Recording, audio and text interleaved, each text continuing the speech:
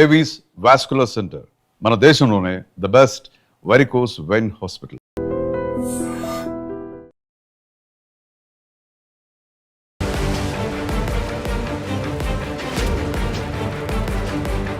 నమస్కారం, welcome to I dream. నేను మీ సంగీత. ఈ రోజుల్లో లవ్ చేసుకునేటప్పుడు ఎంత స్ట్రాంగ్గా ఉంటున్నారంటే పేరెంట్స్ మీరు మాకు అవసరం లేదు, నాకు మీతో సంబంధం లేదు అని చెప్పేసి అబ్బాయి ఇన్స్టాలో పరిచయమైనా, ఫేస్బుక్లో పరిచయమైనా, లేదు అంటే ఎవరో ఫ్రెండ్ ఎదురు పరిచయమైనా సరే వారితో వెళ్ళిపోవడం అనేది జరుగుతుంది. రీసెంట్గా ఒక కేసు నా దగ్గరికి వచ్చింది. నేను అసలు అది విన్న తర్వాత చాలా బాధ అనిపించింది. తల్లిదండ్రులు కూడా ఒక్కసారి విన్న తర్వాత కూతురు చేసిన పనిని మొత్తం మర్చిపోయి వచ్చి వారు కూడా చాలా హ్యాపీగా అమ్మాయిని రిసీవ్ చేసుకోవడం జరిగింది. అసలు ఏం జరిగింది ఈ కేసులో అనేది నేను ఒక్కసారి చెప్తాను, వినండి. ఆ అమ్మాయికి ఒక అబ్బాయి ఫ్రెండ్ త్రూ పరిచయం అయ్యాడు. అయిన తర్వాత వాళ్ళందరూ కూడా మాట్లాడుకోవడము, స్కూల్ నుంచి రాగానే ఆ అమ్మాయి 10th క్లాస్ అయిపోయిన తర్వాత స్కూల్ నుంచి రావడము, తర్వాత నెక్స్ట్ అంతా అయిపోయిన తర్వాత వాళ్ళు అట్లా 1 year 2 years ఈ అమ్మాయి ఎప్పుడైతే ఇంటర్మీడియట్ 2nd year కంప్లీట్ అయిపోయేంత వరకు కూడా వీళ్ళు లవ్లోనే ఉన్నారు. ఆ లవ్ విషయం ఇంట్లో ఒక్కరికి కూడా తెలియకుండా మెయింటైన్ చేసింది. అసలు మామూలుగా కాదు, అంటే తల్లిదండ్రులు చెప్పిందంతా వింటున్నట్టే ఉంది. తర్వాత నెక్స్ట్ చదువుకుంటూనే ఉంది, అంతా ఓకే. అయిన తర్వాత ఫ్రెండ్తో మాట్లాడుకుంటాను అని చెప్పేసి ఫోన్ తీసుకోవడం, ఆ నెంబర్ కూడా వాళ్ళ అమ్మ మొబైల్లో ఏదైతే ఉంటుందో ఆ మొబైల్లో డిలీట్ చేయడం. ఇంకా సరే కూతురు మా దగ్గరే ఉంటుంది, మా కళ్ళ ముందే ఉంటుంది కదా అని చెప్పేసి వాళ్ళు కూడా అసలు ఏం పట్టించుకోలేదు.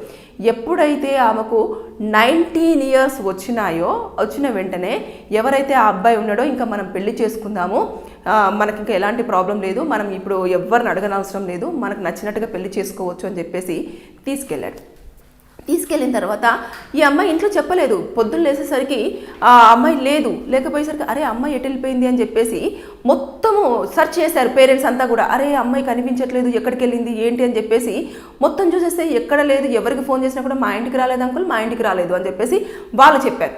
చెప్పిన తర్వాత ఇకపోతే ఒక రోజు తర్వాత అమ్మాయే కాల్ చేసి నా కోసం మీరు వెతకొద్దు, నాకు నచ్చిన అబ్బాయిని నేను పెళ్లి చేసుకున్నాను, దయచేసి మమ్మల్ని మీరు వెతకొద్దు, ఏం చేయొద్దు, నేను పోలీస్ స్టేషన్లో ఉన్నాను, మీరు వచ్చేయండి అంటే నేను అసలు నా ఆస్తిలో నీకు వచ్చింది గవ్వ కూడా ఇవ్వను, అసలు ఆడెవడు అది ఇది అని చెప్పేసి పేరెంట్స్ వాళ్ళ వర్షన్లో ఆ అమ్మాయి తిట్టడము ఇదంతా కూడా అయిపోయిన తర్వాత పోలీస్ స్టేషన్లో మా పేరెంట్స్ వల్ల ప్రాణహాని ఉంది, మమ్మల్ని రక్షించండి, మేమిద్దరం మేజర్స్ని కాబట్టి మా బ్రతుకు మేము బ్రతుకుతాము, వీళ్ళు మా లైఫ్లో ఇన్వాల్వ్ అవ్వద్దు అని చెప్పేసి చెప్పారు. చెప్పిన తర్వాత పోలీసులు కూడా తల్లిదండ్రులకు కాల్ చేశారు, వాళ్ళని రమ్మని చెప్పేశారు. ఈ పాప వాళ్ళు కూడా అక్కడికి వెళ్ళారు, అందరూ ఉన్నారు. ఉన్న తర్వాత ఈ తల్లిదండ్రులు ఎవరైతే ఉన్నారో అక్కడ వాళ్ళ కాలనీలో ఉన్న వాళ్ళందరినీ కూడా తీసుకొని వెళ్ళడం జరిగింది. ఒక 2-3 తీసుకొని వెళ్ళేసి మీరు నచ్చ చెప్పండి, పిల్లకి తెలియట్లేదు అసలు జీవితం అంటే ఇది కాదు అని చెప్పేసి ఎంత చెప్పినా సరే లిటరల్లీ నాకు మీరు వద్దు అని మొహం మీద చెప్తుంటే మీరెందుకు నా కోసం ఏడుస్తున్నారు,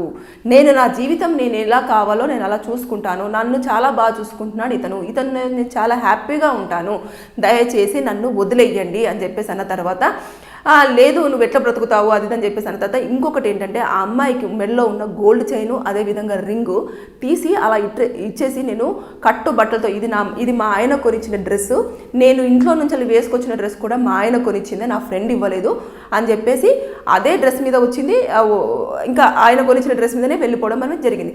అలా ఎన్ని రోజులు వెళ్ళిపోయింది మహా అంటే ఒక 2 years తర్వాత అతను పెట్టిన టార్చర్ మామూలుగా లేదు, ఎక్కడికి పోయిందో తెలియదు. అలా మొత్తము 2 years అయిపోయిన తర్వాత ఆ అమ్మాయి ఒంటరి అయిపోయింది. ఒక రూమ్లో పెట్టాడు, ఎక్కడికి వెళ్ళాడో తెలియదు, ఏం చేశాడో తెలియదు, అసలు ఎన్నిసార్లు కాల్ చేసినా స్విచ్ ఆఫ్ అని చెప్పేసి వస్తుంది. అయిన తర్వాత ఈ అమ్మాయి ఏం చేసిందంటే ఎవరైతే పెళ్ళప్పుడు కొంచెం సపోర్ట్ చేసే వాళ్ళు ఉంటారు కదా, వాళ్ళ దాంట్లో ఎవరికో ఇన్ఫర్మేషన్ ఇస్తే వాళ్ళు వేరే ఫ్రెండ్ త్రూ నుంచి అలా ఉండి మన దాకా వచ్చింది ఆ కేసు. వచ్చిన తర్వాత ఇమీడియట్గా మేడం ఇలా ఒక పరిస్థితి ఉంది, ఆ అమ్మాయి అసలు ఏం చేయాలో తెలియట్లేదు, 2 సార్లు సూసైడ్ కూడా అటెంప్ట్ చేయడం జరిగింది, కానీ వాళ్ళ పేరెంట్స్కి ఫోన్ చేయమంటే మాత్రం చెయ్యట్లేదు, కొడతారు తిడతారు అని చెప్పేసి అని అంటుంది. ఎందుకంటే వాళ్ళ పేరెంట్స్ని అవమానించాల్సి వచ్చింది అని చెప్పేసి నాకు ఇదంతా కూడా చెప్పడం జరిగింది.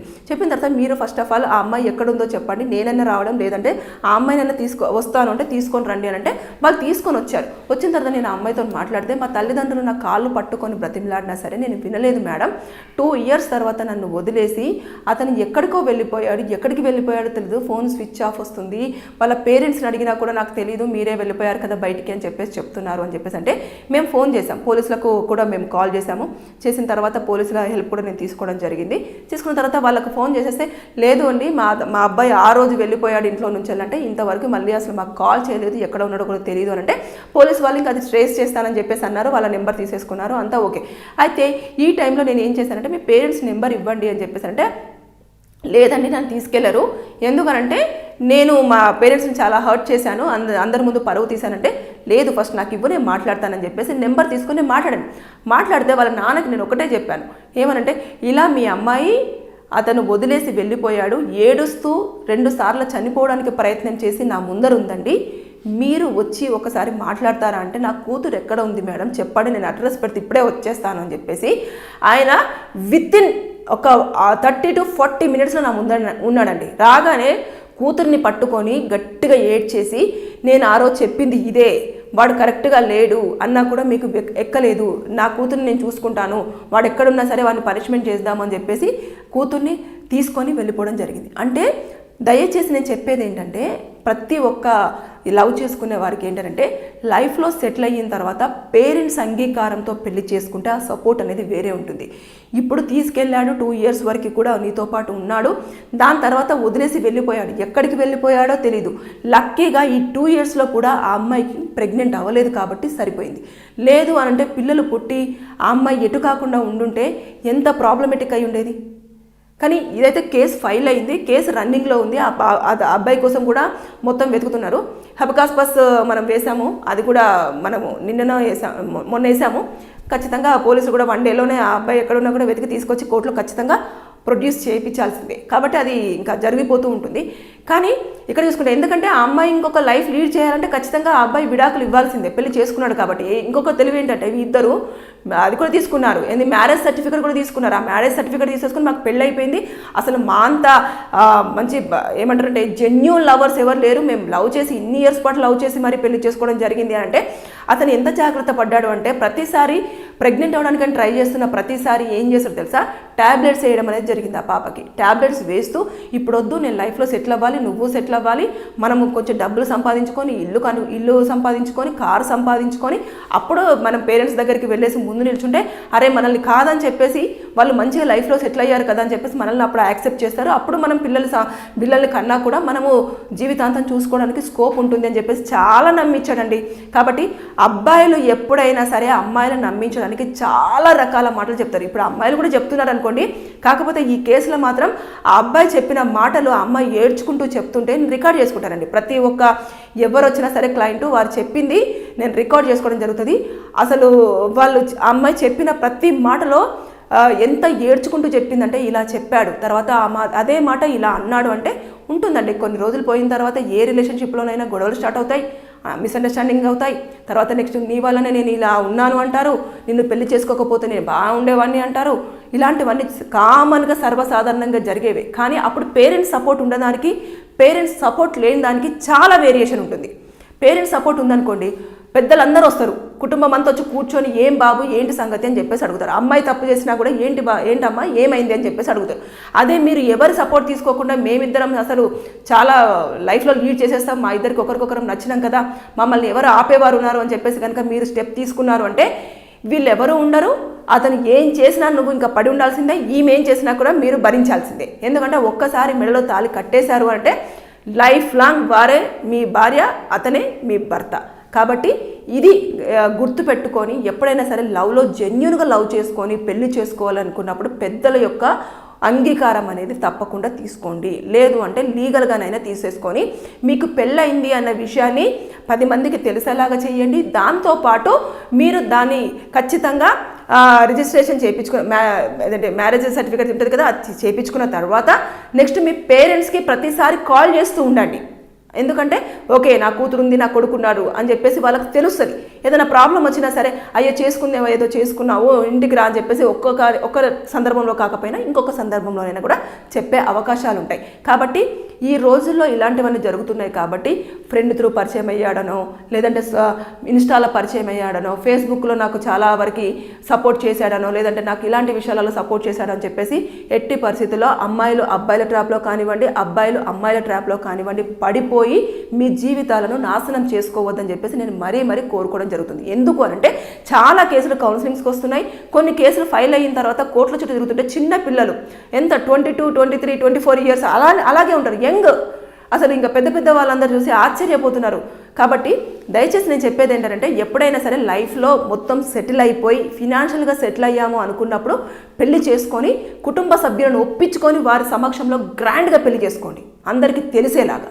అప్పుడు మీకు అందరి నుంచి కూడా సపోర్ట్ ఉండే అవకాశం ఉంటుంది. లేదంటే ఇలాగే ఈ పాపలాగానే ఒంటరిగా లైఫ్ను లీడ్ చేస్తూ ఎవరికి చెప్పుకోవాలో తెలియక చచ్చిపోయే పరిస్థితులు కూడా చోటు చేసుకునే అవకాశాలు ఉంటాయి. కాబట్టి జాగ్రత్తగా ఉండండి, లవ్ చేసుకోండి, కానీ అది జెన్యూనా కాదా అని తెలుసుకోండి. దాని తర్వాత పేరెంట్స్కి కూడా ఇన్ఫర్మేషన్ ఇవ్వండి.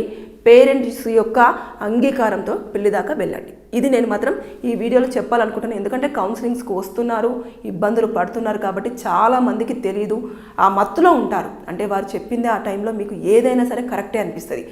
వీళ్ళు తప్ప ఇంకా మా ప్రపంచంలో నా గురించి ఎవ్వరు ఆలోచించరు, నా తల్లిదండ్రులు వేస్ట్, నా గురించి ఇతనే ఆలోచిస్తున్నాడు, 24 గంటలు నా గురించే ఆలోచిస్తున్నాడు అంటే ఆలోచిస్తాడేమో, మహా అంటే ఒక 1 ఇయర్, దాని తర్వాత నెక్స్ట్ నీ గురించి కాదు, అతను ఇంకో దాని గురించి ఆలోచిస్తూ ఉంటాడు. అలాగే ఉంటుంది, ఎవరి మైండ్ సెట్ అయినా కూడా అలాగే ఉంటుంది. కాబట్టి జాగ్రత్తగా ఉండండి, అలర్ట్గా ఉండండి. లవ్ చేసేటప్పుడైనా పెళ్లి చేసుకునేటప్పుడైనా జాగ్రత్తలు పాటించండి. Thank you. And for more videos, Please subscribe to iDream. Please subscribe to iDream. Please subscribe iDream. And please subscribe to iDream. For more videos, subscribe to iDream. Please like, share and subscribe to the channel. Congratulations, iDream. Subscribe to iDream. Subscribe to iDream. so subscribe to iDream Media. iDream team అందరికి huge congratulations. Please subscribe iDream Media. Please subscribe to iDream. Subscribe iDream. Please subscribe to iDream. iDream అంటే నా కళల ఛానల్ను subscribe చేసుకున్న నోరు తిరుగుతలేదు, మీరైతే గంట గుర్తు కొట్టండి. For more such videos, please subscribe to iDream.